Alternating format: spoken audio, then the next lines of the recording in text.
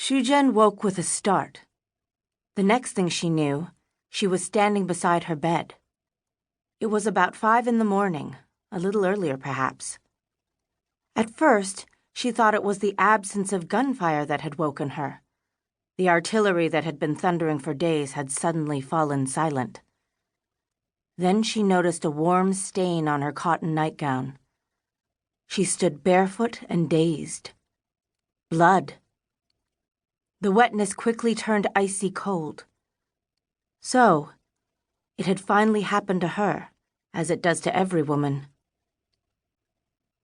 Her makeshift bed was in a row of 8. There was a narrow gangway and then another 8 beds.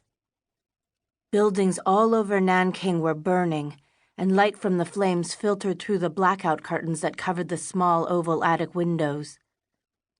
Orange patterns rippled across the room. Shuzhen could make out the sleeping forms of the other girls and hear their deep breathing as they dreamed of more peaceful days. She pulled a jacket over her shoulders and climbed down through the trapdoor in the floor to the workshop below. The workshop was used for printing and binding the pamphlets and hymn sheets that the St. Mary Magdalene mission needed for church services and its other religious work. Usually the attic above was unoccupied. The trapdoor was merely to allow access for electrical or roof repairs. It was connected to a ladder by an ingenious mechanism that extended the ladder downwards as soon as the cover was opened. When Shuzhen and 15 classmates had arrived at the mission compound the previous evening, Father Engelmann had told them to stay upstairs in the attic as much as possible. They had been given a tin bucket to urinate in, but the blood on her nightdress was an emergency. Shuzhen needed to go to the washroom. Father Engelmann hadn't expected that he would have to give the St. Mary Magdalene schoolgirls shelter. Yesterday afternoon, he, Deacon Adornado, and their 2 servants, Agu and George Chen, had taken those pupils who had been unable to leave school down to the river to get the ferry to Pukao. But they had been unable to board. When the steamer pulled into the dock, a group of badly wounded soldiers appeared and pushed the girls aside.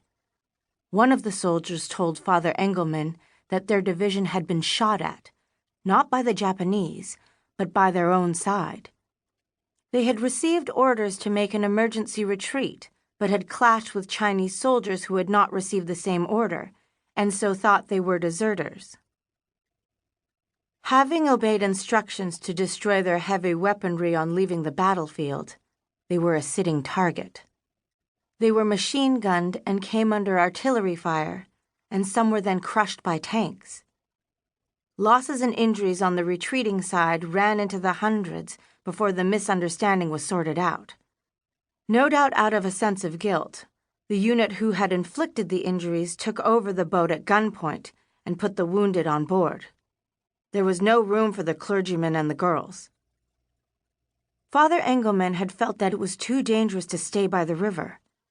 He and Deacon Adornado had led their little party back through the alleyways of Nanking to the church, with Agu and George Chen bringing up the rear. Shuzhen clambered down the wooden ladder that creaked at each step she made. On reaching the floor of the workshop, she felt the bone-chilling December damp seep through the soles of her slippers.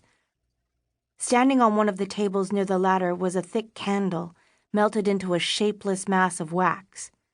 Its quivering sprout of light gave Shuzhen a little comfort as she felt her way across the workshop. Father Engelmann had promised the girls that, when daylight came, they would return to the dock, and if there was no ferry, they would make for the safety zone and take refuge there instead.